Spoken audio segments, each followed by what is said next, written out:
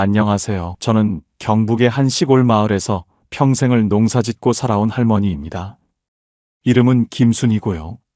이제 나이도 70이 넘어 슬슬 허리도 굽고 손발도 예전 같지 않지만 그래도 하루하루 땅을 일구며 사는 게 제겐 참 보람입니다. 남편이 세상을 떠난 지도 벌써 20년이 넘었어요. 그 뒤로 저는 혼자 힘으로 세 아들을 키우고 밭일도 하고 닥치는 대로 일하면서 아이들을 공부시켰죠. 물론 힘들 때도 많았어요. 농사철엔 새벽부터 일어나서 논밭에 나갔고 때로는 비료포대나 농기구를 혼자 날라야 했습니다. 하지만 그때마다 내 자식들만 잘 크면 그걸로 됐다 싶어 묵묵히 견뎠어요. 그렇게 아들 셋을 모두 서울로 보내고 나니 이제는 저 혼자 남은 시골집에서 조용히 살고 있습니다. 저는 이 집이 참 좋아요.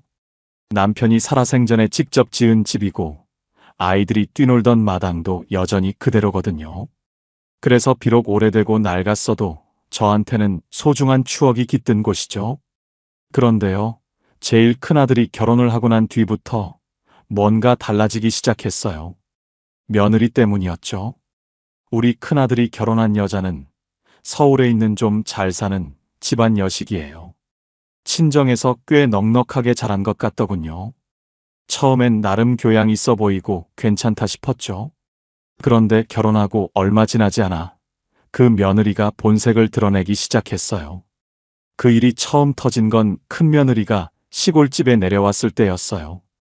추석이라 온 가족이 모인 자리였죠. 저는 며느리 올 때 맛있는 거 해먹으라고 아침부터 동네 마트까지 걸어가 장을 봐서 상을 차렸어요. 그런데 며느리가 집에 들어오자마자 마당을 둘러보며 말하더군요. 어머님, 여기가 아직도 이렇게 돼 있어요? 전 처음에 그 말이 무슨 뜻인지 몰랐어요. 그래서 그냥 웃으며 대답했죠. 응, 뭐 대충 청소하고 준비했지. 먼 길 오느라 힘들었겠다. 그런데 며느리가 집 안으로 들어오더니 눈살을 찌푸리며 여기도 만지고 저기도 만지면서 이러는 겁니다. 아니 어머님, 여긴 좀 너무 낡았잖아요. 요즘 이런 집에서 누가 살아요? 순간 마음이 덜컥 내려앉더군요.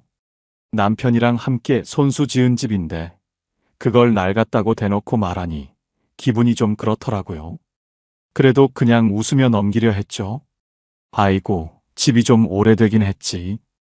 그래도 우리 남편이랑 여기서 행복하게 살았던 집이야. 그랬더니 며느리가 또 쓴소리를 하더군요. 어머님, 요즘 세상은 그렇게 감성으로만 사는 게 아니에요. 시대가 바뀌었잖아요. 좀 깔끔하고 세련되게 살아야죠. 세련되게 살아야 한다고? 속이 확 뒤집히더군요. 그래도 며느리니까 제가 꾹 참았어요.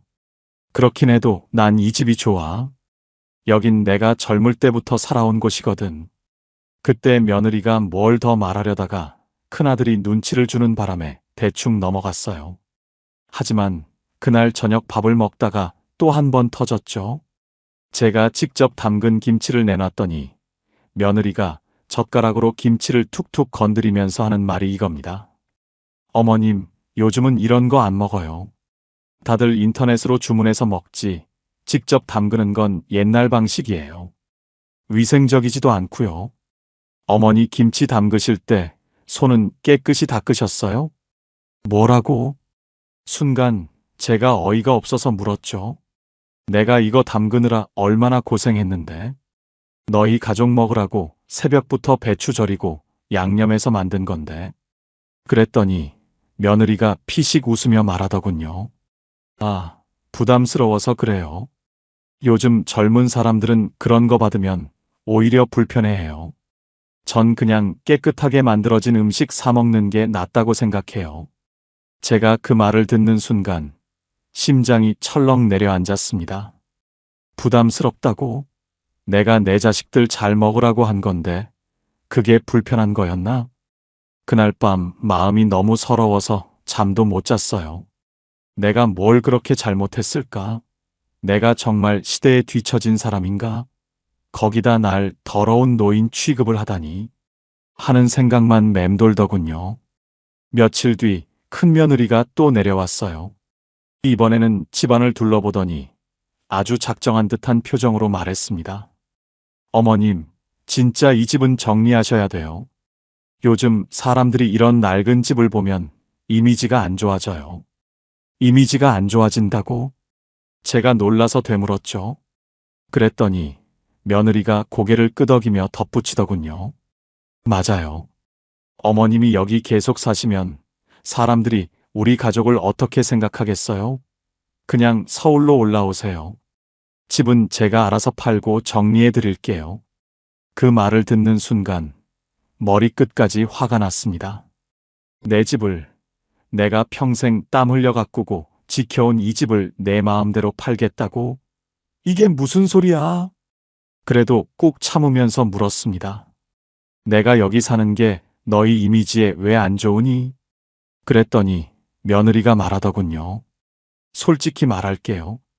우리 회사 사람들 중 몇 명이 어머님 얘기를 들었는데 다들 웃더라고요. 시어머니가 시골에서 농사 짓고 산다니까 요즘 그런 거 촌스럽다고 생각해요. 그 순간 제 가슴이 철렁 내려앉았습니다. 내가 평생 자식들 먹여 살리려고 땅을 일군 건데 그걸 촌스럽다고 비웃는다고? 하지만 아무리 생각해도 이해가 안 됐어요. 그럼 내가 어디 가서 뭐라도 해야지. 그냥 서울에 올라가서 손주나 보면서 놀란 말이니? 그랬더니 며느리가 한심하다는 듯 고개를 저으며 웃으면서 말했죠. 그게 제일 나아요, 어머님. 그냥 손주들이랑 놀아주시고 집안일이나 하세요. 요즘 세상 일은 어머님이 이해하기 어려운 부분이 많거든요. 그 말을 듣는 순간 제 속에서 무언가가 끊어지는 소리가 났습니다. 그래, 내가 그렇게 날 무시하는구나. 내가 어떤 사람인지 한번 두고 보자. 그날 이후 저는 속으로 다짐했습니다. 내가 정말 아무것도 모르는 촌스러운 늙은이인지 두고 보면 알겠지. 며칠 전이었어요. 갑자기 큰아들과 며느리가 시골집으로 내려왔더라고요. 평소에는 바빠서 잘 내려오지도 않던 사람들이 그것도 부부가 함께 오니 무슨 일인가 싶어 저는 반갑게 맞아줬죠. 아이고, 어쩐 일로 둘이 같이 왔냐? 멀리서 오느라 고생 많았다. 그런데 분위기가 뭔가 심상치 않았습니다. 며느리가 제 얼굴을 제대로 쳐다보지도 않고 집안을 두리번거리더니 거실에 털썩 앉았어요. 큰아들이 무거운 목소리로 말하더군요. 엄마, 저희가 할 얘기가 있어서 내려왔어요. 그래? 무슨 일인데? 밥은 먹고 얘기하자. 내가 반찬도 좀 해놨으니.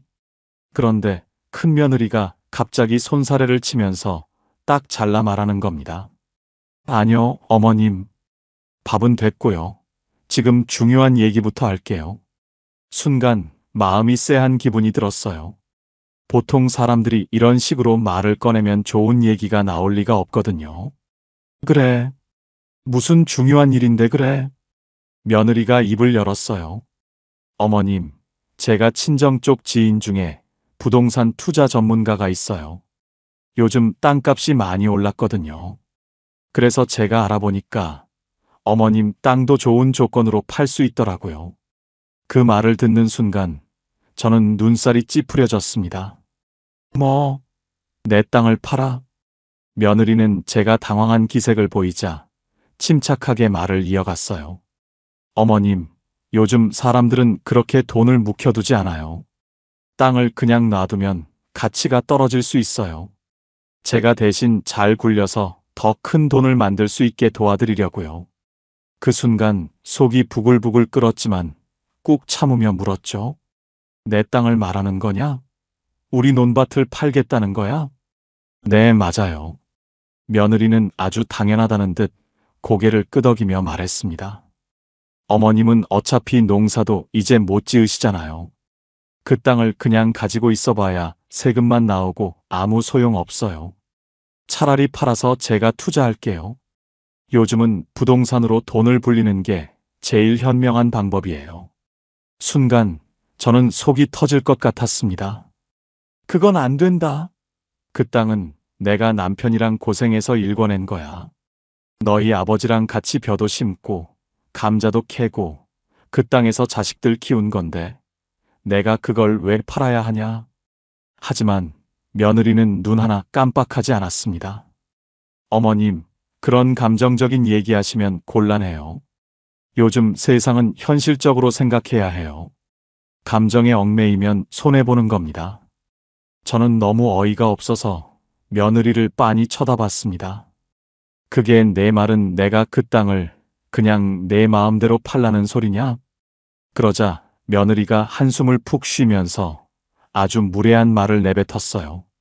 어머님, 솔직히 지금 그 땅은 어머님이 가지고 있기엔 너무 아까운 자산이에요. 그냥 제가 알아서 처리할게요. 결과적으로는 어머님한테도 좋은 일이 될 거예요. 처리? 내가 내 땅을 처리해? 순간 화가 머리끝까지 치밀어 올랐습니다.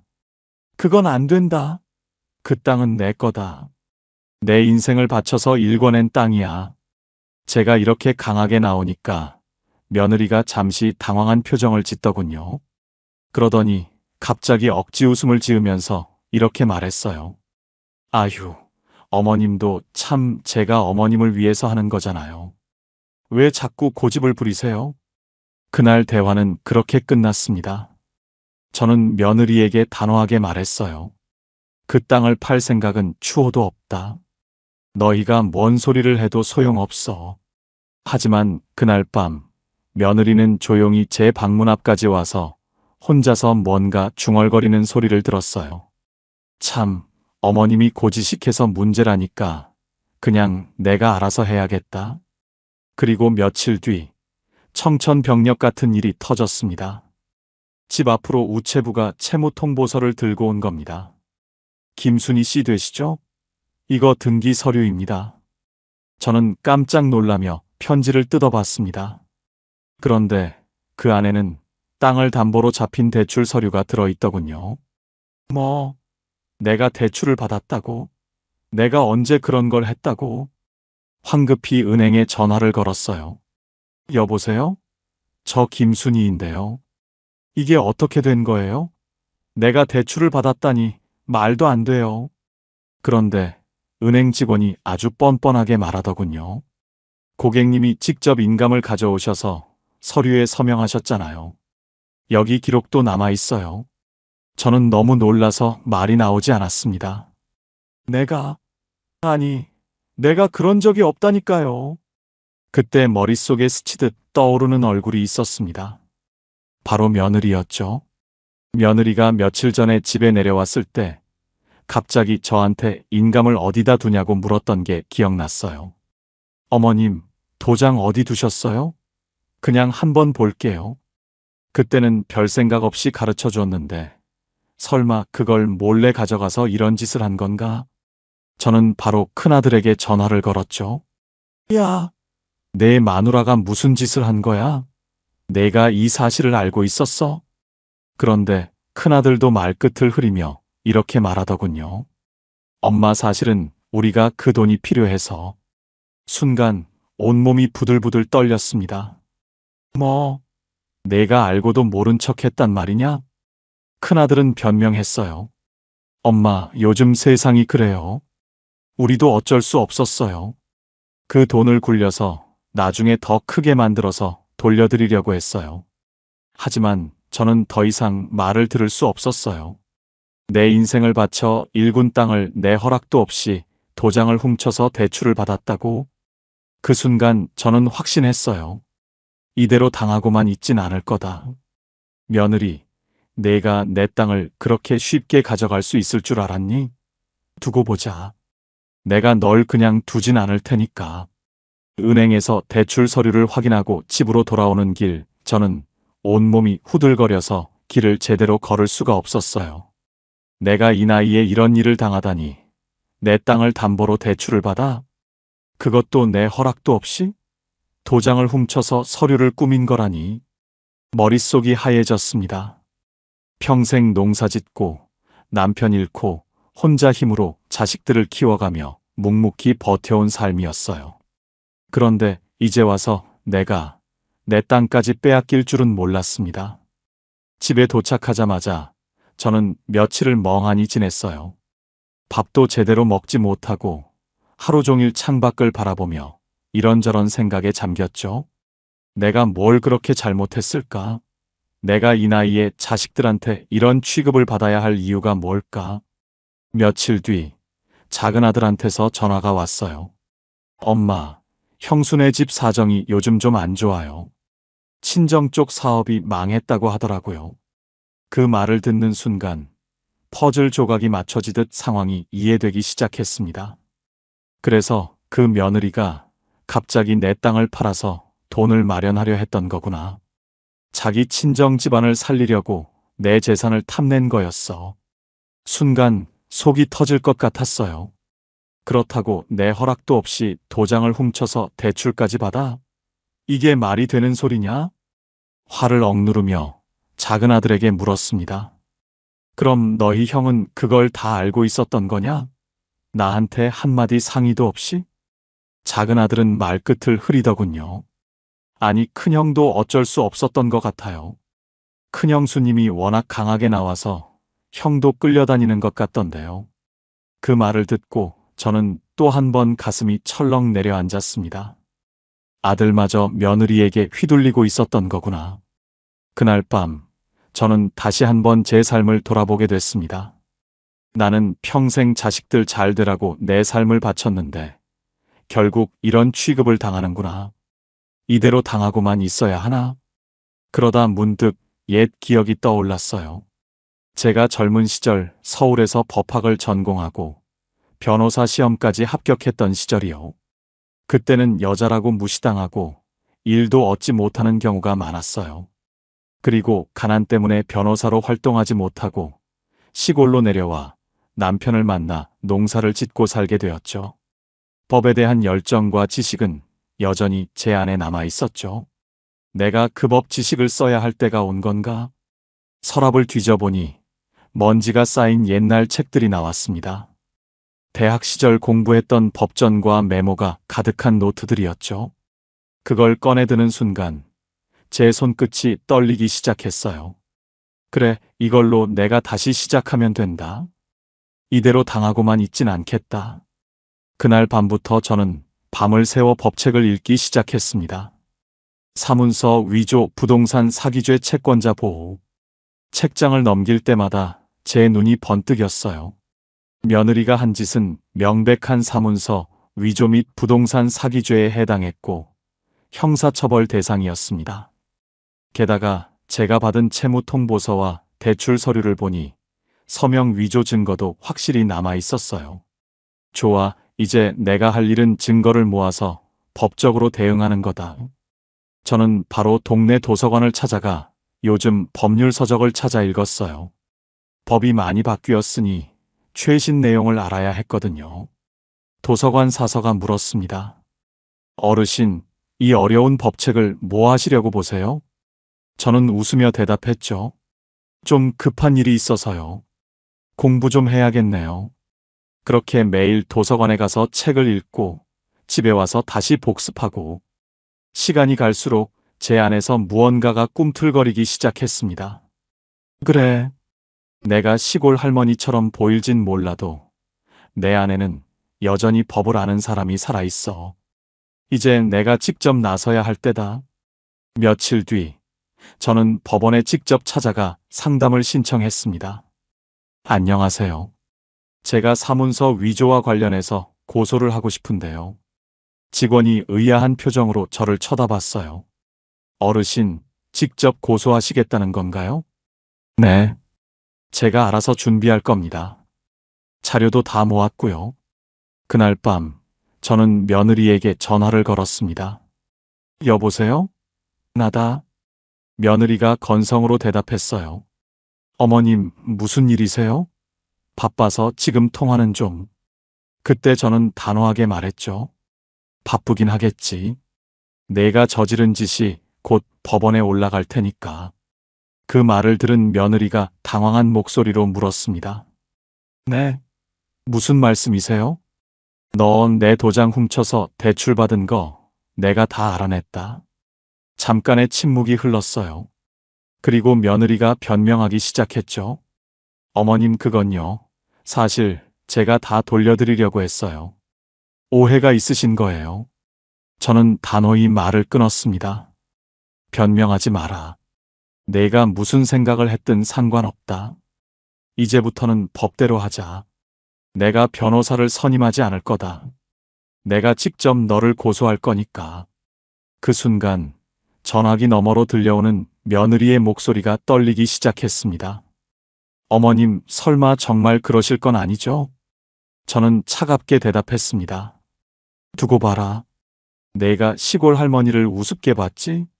이제 네가 뭘 잘못했는지 법정에서 알게 될 거다. 며느리는 여전히 제가 한 말이 허세에 불과하다고 생각한 모양이었습니다. 어머님, 법적으로 대응하신다면서요? 그렇게 하세요. 제가 다 감당할 수 있어요. 그녀는 자신만만한 태도로 말했지만 그 말투엔 저를 완전히 깔보는 기색이 가득했습니다. 그래, 네가 그렇게 나를 시골 노인네로 보겠지. 하지만 두고 보자. 내가 어떤 사람인지 반드시 보여주고야 말 거다. 며느리가 자신만만하게 큰 소리를 치는 동안 저는 하루도 허투루 보내지 않았습니다. 법원 출석일까지 남은 시간 동안 철저히 준비했죠. 낮에는 법률 서적을 뒤지고 밤에는 인터넷으로 최신 판례를 찾아보고 증거 자료를 꼼꼼히 정리했습니다. 법정에서 무엇을 말할지, 어떤 논리로 상대방을 몰아붙일지 머릿속으로 시뮬레이션을 수십 번 돌렸어요. 어느새 저는 젊은 시절 법학을 공부하던 때의 열정이 되살아나고 있었습니다. 그래, 나는 법을 아는 사람이다. 이제 그걸 보여줄 때가 왔다. 드디어 법원에 출석하는 날이 왔습니다. 법정 문을 열고 들어서는 순간 사람들의 시선이 저를 향했습니다. 법정 안은 이미 꽉 들어차 있었고 며느리와 그녀 쪽 변호사도 자리에 앉아 있더군요. 며느리가 저를 보자 피식 웃으며 손가락으로 작은 목소리로 속삭였습니다. 진짜 오셨네. 어휴, 시골 할머니가 법정에 서면 뭐 어쩌겠다는 거야? 그녀의 변호사도 저를 대수롭지 않게 보며 말했습니다. 의뢰인, 너무 걱정하지 마세요. 그냥 조용히 마무리될 겁니다. 상대방은 전문 변호사도 아니잖아요. 하지만 제가 원고석에 앉았고 판사가 들어오며 재판이 시작되자 분위기는 서서히 달라지기 시작했습니다. 판사가 묻습니다. 김순희 씨, 본인이 직접 이 사건을 진행하겠다고 하셨는데 맞습니까? 저는 자리에서 천천히 일어나 단호하게 대답했죠. 네, 맞습니다. 이 사건은 제가 직접 고소했으며 스스로 변론할 것입니다. 판사가 조금 놀란 표정으로 고개를 끄덕였습니다. 변호사를 선임하지 않으신 이유가 있습니까? 저는 또렷하게 대답했습니다. 제가 법학을 전공했고 변호사 자격증을 보유하고 있습니다. 스스로의 사건을 가장 잘 이해하는 사람은 바로 저이기 때문에 직접 나서기로 했습니다. 순간 법정 안에 있던 사람들이 술렁이기 시작했습니다. 며느리의 얼굴이 굳어지는 게 보였어요. 어머님이 변호사였다고? 그녀가 입을 떡 벌리고 당황한 얼굴로 저를 바라봤습니다. 하지만 그게 끝이 아니었죠. 제가 차분하게 증거 자료를 하나씩 제출하며 설명을 시작했습니다. 이 사건의 핵심은 두 가지입니다. 첫째, 사문서 위조죄. 둘째, 부동산 사기죄입니다. 며느리 측 변호사가 중간에 끼어들었습니다. 원고 측 주장이 너무 과장된 것 같습니다. 단순 가족 간의 오해로 볼 수 있지 않을까요? 저는 고개를 저으며 단호히 말했죠. 과장이 아닙니다. 여기에 제가 받은 대출 통보서와 며느리가 위조한 서류가 있습니다. 서명 필체 비교 결과 위조된 것이 명백하게 드러났습니다. 그때부터 법정의 분위기는 점점 무거워졌습니다. 저는 변호사 시절 배운 논리와 법률 지식을 총동원해 며느리가 고의로 도장을 위조하고 불법 대출을 받은 과정을 조목조목 설명했어요. 피고인은 이 모든 과정을 계획적으로 진행했습니다. 도장 위조, 서류 조작, 대출 실행까지 이 모든 행위는 법적으로 명백한 사기죄에 해당합니다. 제가 말을 마칠 때마다 법정 안에서는 탄성이 터져나왔습니다. 저게 시골 할머니가 맞아? 완전 변호사 같잖아. 와, 완벽하게 논리적이야. 며느리의 변호사가 다시 반박을 시도했습니다. 이건 단순한 가족 간의 금전 문제일 뿐입니다. 피고가 고의로 사기 행위를 저질렀다는 증거는 부족합니다. 저는 책상을 가볍게 두드리며 차분하게 대답했습니다. 여기 대출 서류를 보시면 피고가 저의 서명을 위조한 흔적이 분명히 남아 있습니다. 또한 은행과의 통화 기록도 확보했습니다. 이 통화 내용에서 피고는 제가 직접 서명했다고 거짓말을 했습니다. 판사가 자료를 받아들고 고개를 끄덕였습니다. 피고인, 이 통화 기록에 대해 설명해 보시겠습니까? 며느리는 당황한 기색이 역력했지만 말을 잇지 못했습니다. 저기. 제가 마지막으로 한마디를 덧붙였죠. 법은 사람을 속이는 데 쓰는 게 아닙니다. 법은 진실을 밝히기 위한 도구입니다. 그리고 오늘 이 법정에서 그 진실이 밝혀질 것입니다. 그 순간 법정은 깊은 침묵에 빠졌습니다. 치열하고 지난했던 재판이 끝나고 몇 개월 뒤 판사는 며느리에게 유죄 판결을 내렸습니다. 피고는 사문서 위조 및 부동산 사기죄로 유죄입니다. 원고 측에 손해배상을 하며 형사처벌을 받게 될 것입니다. 그 말을 들은 며느리는 그대로 주저앉아 버렸어요. 저는 법정을 나서며 마지막으로 며느리를 바라봤습니다. 내가 그렇게 무시했던 시골 할머니가 어떤 사람인지 이제 알겠니? 겉모습만 보고 사람을 판단하지 마라. 그게 내 가장 큰 실수였다. 며느리는 고개를 들지 못하고 흐느꼈습니다. 저는 차분히 걸어나오며 속으로 생각했습니다. 그래, 사람은 절대 겉모습만으로 판단하면 안 되는 법이야. 며느리는 법정에서 유죄 판결을 받은 후에도 현실을 인정하지 못한 듯 했습니다.